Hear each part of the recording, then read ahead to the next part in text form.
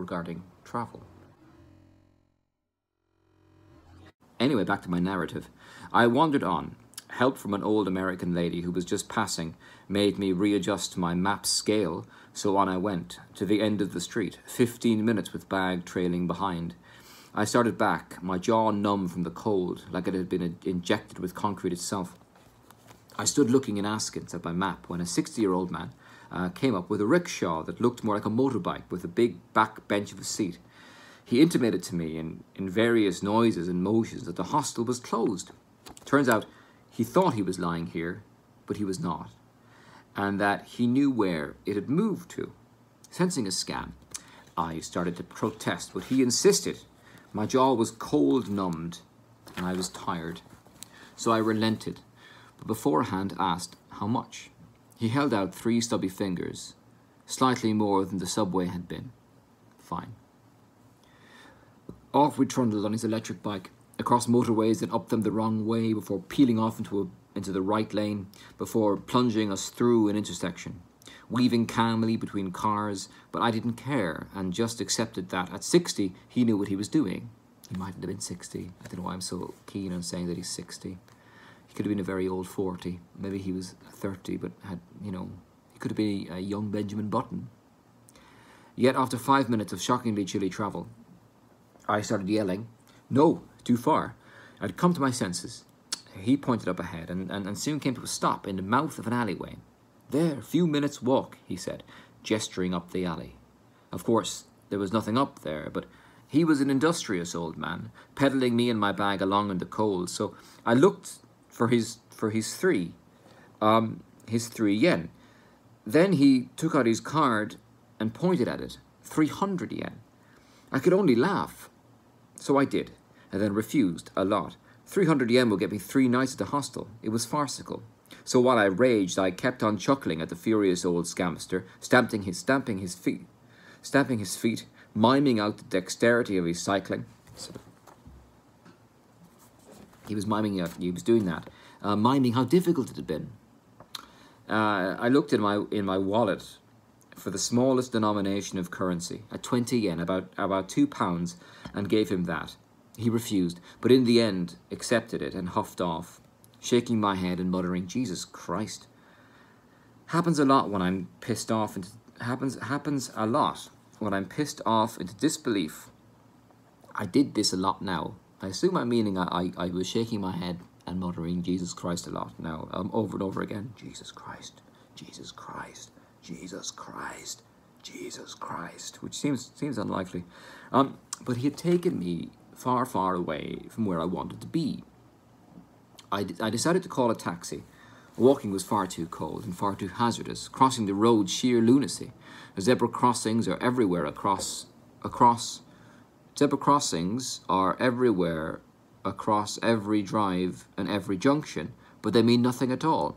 Elsewhere, cars brake or swerve, so as not to commit manslaughter. But here, well, of course not. Even junctions with crossing lights, green man standing with his internationally akimbo legs, counting, diminishing to 0, with each digit marked by a loud tuck. These two mean nothing. 43, 42, 41, yet you cannot cross. Just watch the apparent time you have run out.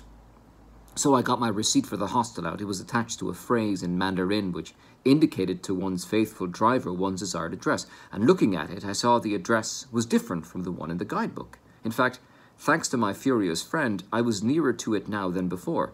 I set off, came across another Peking youth hostel that was different from my own. Almost got the subway, but they had an x-ray machine, and I didn't cherish the thought of x-raying my big trundler bag. So here, in the station, I took out money for a taxi. I despaired, the cold and the smog. I couldn't last. But I proved unable to flag down a taxi. The buses required tickets from some hard-to-fathom source, so I ended up walking. Down the side of a 6-lane motorway. At one point, a car was reversing along the pavement, so I had to get out of the way. Kept going along the irradiated street until I felt I'd gone too far, so staring at the map, muttering, I headed back, next to a huge building site full of what looked like rows of freight-loading cranes, as seen at a dock. There was a narrow wooden road winding off around behind the construction site. It looked somewhat like a side entrance, but as I stood cold, transfixed and worn out, bicycles appeared round the corner, and an old woman with a pram was headed down it, so I chanced it. Turns out they're building a large building right across the front of one of the more touristy streets in Beijing, blocking off the road, but of course they are. This street was idyllic but fake, a sort of expected China. Yet it was peopled by Chinese buying the overpriced gloves, hats and teapots. One shop sells only Zippo lighters, another incense, yet another tea, but in a big glossy glass window neon sign sort of way.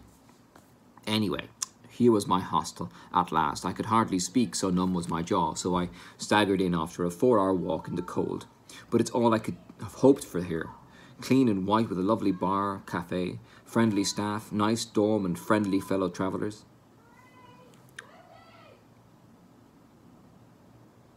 I don't mention it here, maybe I do in a minute, but when I got to the hostel, I found I couldn't speak because my jaw was seized up from the cold. And so I went in and was just going, and I had to give them my passport to explain who I was, which, you know, I imagine was terrifying for them. In my room were 2 Germans, newly arrived. They left soon after to look at the town. I collapsed asleep, but not before greeting another new arrival, an Italian girl, student of anthropology here in China, to do a stage, which is a study of the population. Nice chap, but then I was out like a light till 4. I rose, showered, changed, then met Jonas, another dorm mate. We got chatting and he left. I went for coffee downstairs, where he joined me. He was heading for the Forbidden City, so I said I'd join him. It was closed, but the hill just to its north, Yingsang Park, was not, and was only 2 yen to get in. It was dark, so we laughed at our absurdity as we climbed the wooded stairs in the black. It's a very steep hill, with a classical Chinese building on top, in the middle of flat Beijing. My feelings tell me it's a burial mound, and let's check. Oh no, actually, apparently, according to Feng Shui, it is necessary for places of residence to be to the south of a hill. Since none were present, they built one using the material extracted during the creation of the Forbidden City's moats. So there you go. That's silly, I mean defensively. From the top you can see right into the city, over the impressive red walls still. The view was great though, pretty great, though forbidding. Beijing stretched all about us. Major arteries and flowing gold centered on the Forbidden City. Skyscrapers to all quarters, their lights smeared by the chemical-filled air. All very Blade Runner and somehow disturbing. These last clusters of nature in a city made of smoke and concrete. The Chinese, the future inheritors of the world, yet so short-sighted, so polluting, it really is extreme. We returned... How long am I going on for here? We returned to the hostel via various hutong, the alleys that used to make up most of Beijing until the 1950s, when they were demolished for motorways and tower blocks. They were nice, homely affairs, bikes whistling through all manner of bric-a-brac bolted to walls, safe.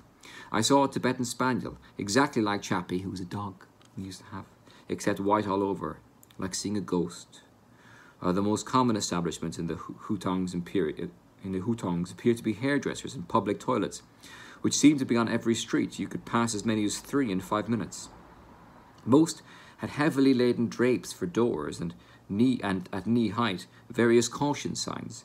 Danger, vent lavoir, wear a gas mask, wear your safety harness, beware of large falls. The safety harness picture seemed to be of a scaffolder's one, so it tied in with the fall warning. But what, are public toilets in Beijing positioned over vast chasms? Back at the hostel, Jonas went for a shower whilst I started my diary entry. As I said, my social life took off. We went to meet Tom, Scottish, and Johan, Swedish, who Johan had met that day on the Great Wall tour. We headed to a pub with no one but ourselves, the staff, and a looping film of the Victoria's Secrets Award projected up on the wall. After we found another more atmospheric place, Pool Bar, very dodgy looking but very atmospheric. Pool table and bar on one level with a wrought iron staircase leading to a moody area filled with couches and tables. It was fairly gritty, like something from a film or Max Payne, but quite awesome. In the toilet was the sign, "Poop is not available here. If you do, then you will have to pay 200 won as punishment. Thanks. I quite enjoyed this. So Tom is an IT guy living in Canberra, travelling home on the trans-siberian to Edinburgh for Christmas. Jonas just finished studying. He works as a freelance reporter but is still thinking about it. Johan is a geologist specialising in peat. All in all, they were good companions and helped lighten my mood considerably. They stopped for food on the way back. Johan and Tom had surprise fantastic, which seemed to be spicy pork. Other options included squid's neck and big. Quite funny. A drink, yes, it's quite funny, Jeremiah. Thanks for pointing it out. A drink store next door sold a drink called Signs of Milk Tea. All very good. Anyway, meeting them again tomorrow to do the Forbidden City, but as of now I am cold and tired and tucked only halfway in bed. Looking forward to tucking in fully. Long day. Good, bad, mad, loving. Long, not loving. Good, mad, bad, long. I was loving it though. Is that my first day arriving in Beijing? I might do more of that. I might not. I don't know how much of that you can understand. 23 minutes. Jesus Christ. That was one entry. So that was quite long.